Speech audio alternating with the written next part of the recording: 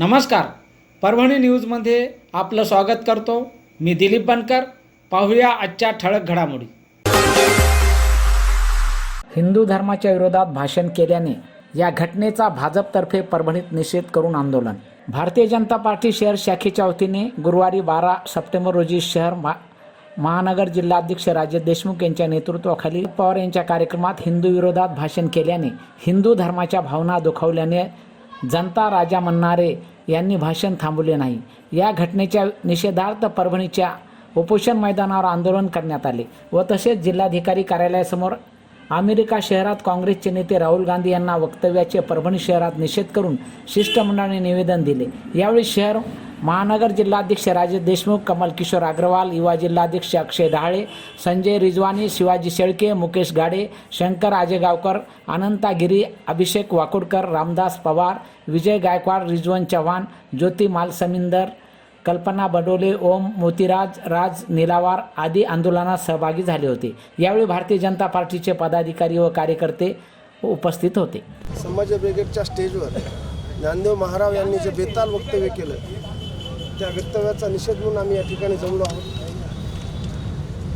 आपल्या महाराष्ट्रामध्ये जे स्वतः जनता राजा म्हणून संबोधून घेतात असे शरद पवार साहेब यांच्यासमोर हे बेताल वक्तव्य केलं आणि त्यांनी त्याला थोडं थांबा म्हणायची किंवा अशा पद्धतीचं वक्तव्य करू नका असं म्हणायची तसदी देखील घेतली नाही.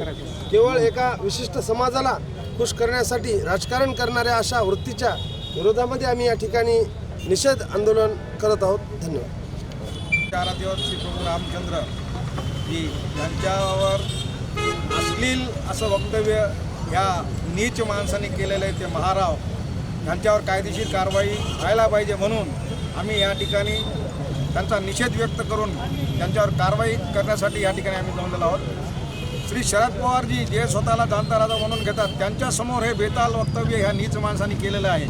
त्यांनी ह्या ठिकाणी चूप बसणं म्हणजे त्यांच्या त्या बेताल वक्तव्याला त्यांचा पाठिंबा आहे की काय हा प्रश्न सगळ्या सकल हिंदू समाजाच्या मनात निर्माण झालेला आहे.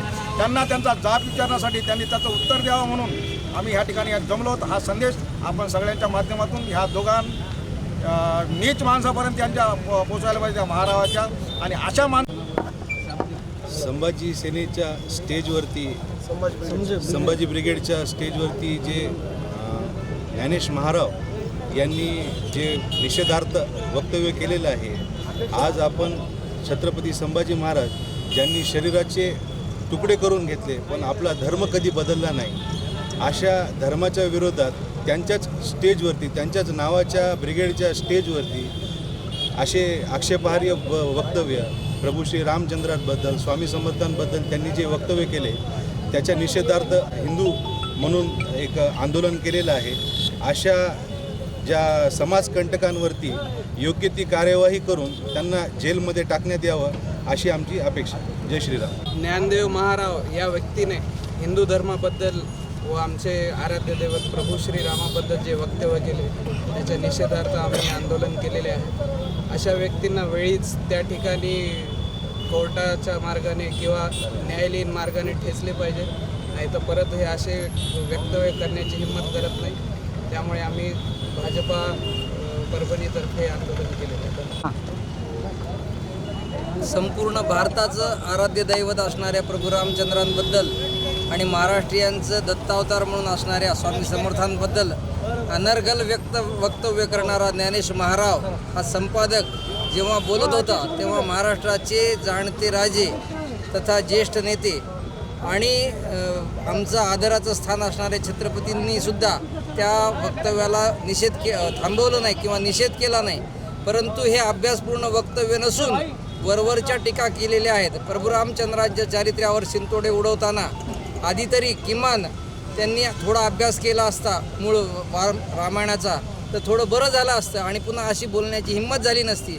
परंतु अशा वृत्तींना ठेचण्याचं काम करण्यासाठी परभणीच्या समस्त हिंदू बांधव आणि भाजपतर्फे आम्ही त्याचा जाहीर निषेध करतो आहोत.